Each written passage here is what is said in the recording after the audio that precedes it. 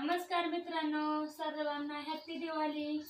तर आम्ही आज फराळाचं बनवायला घेतलेलं आहे। हे पहा, 2 किलोचं गोड शंकरपाळ्यांचं पीठ मळून घेतलेलं आहे आणि एक किलोचं बेसन पिठाचं लाडूचं पण मळून घेतलेलं आहे असं घट्ट।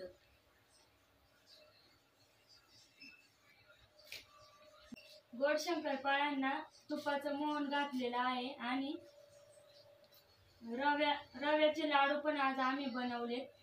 त्यासाठी पण तुपाचं मोहन टाकून ते चांगलं भाजून घेतलेलं आहे आणि रव्याचे लाडू हे गरम गरमच बांधावे लागतात। पण आम्ही बनवून घेतलेले असे गरम याच्यातच ते बनवून घेतलेले जेणेकरून ते फुटू नये आणि व्यवस्थित यावे। हे पहा, रव्याचे लाडू पण तयार झाले। पिठाचे लाडू बनवून घ्यायचे।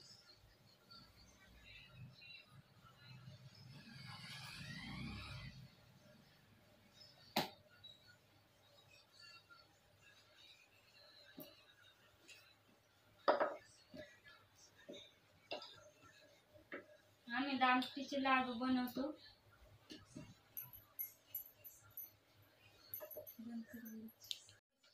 हे पहा, माझं छोटं पिल्लू सुद्धा काम करू लागते। शंकरपाळ्या बनवायचं चालू आहे।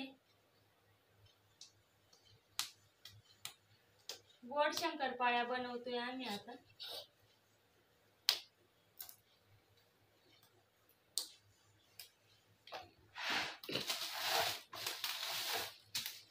तिखट शंकरपाळ्यांचं पीठ मळून ठेवलेलं आहे भिजायला साठी। हे पहा, आता चालू आहे गोड शंकरपाळी।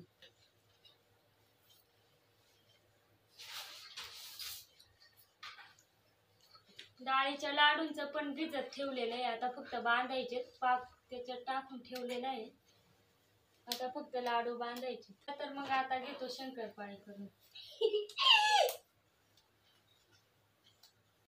हे पहा, गोड शंकरपाळ्या तळते मी।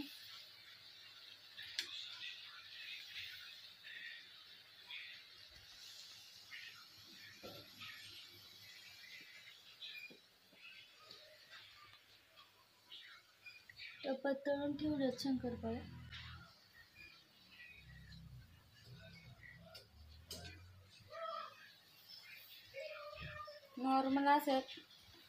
नॉर्मल शंकरपाळ्या होऊन द्यायच्या, जास्त लालसर नाही होऊन द्यायच्या, नाही तर करपट लागत। तिखट शंकरपाळ्या करायचं काम चालू आहे। तिखट शंकरपाळ्या तयार झालेल्या आहेत। सर्वांनी या खायला। Bye bye. नमस्कार मित्रांनो, तर आमचं हे पहा 4 पदार्थ तयार झालेले आहेत। गोड शंकरपाळी, तिखट शंकरपाळी, डाळीचे लाडू, रव्याचे लाडू आणि करंज्यांचा बापूस पण आज तयार केलेला आहे। हा पहा माझा छोटा मुलगा, हा पण मदत करू लागत होता आम्हाला।